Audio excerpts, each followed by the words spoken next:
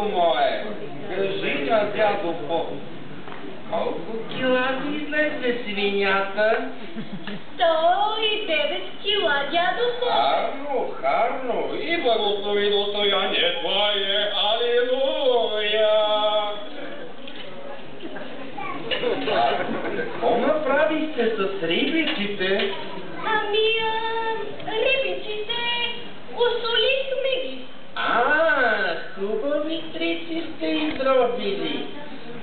Квартиранки на горните стаи имате ли? Имаме, дядо Попе. Двете учителки живеят тази година у дома. Харно. Върви ви на вас. Веди нашему царю, нашему спаси, Господи. Тонко, ще се приперели за празниците? Сонко, ще да много пусна. Той отиде да се пише у мафията. Ще го пуснат. Рибиците, дето какво сте ги осолили? Рибиците...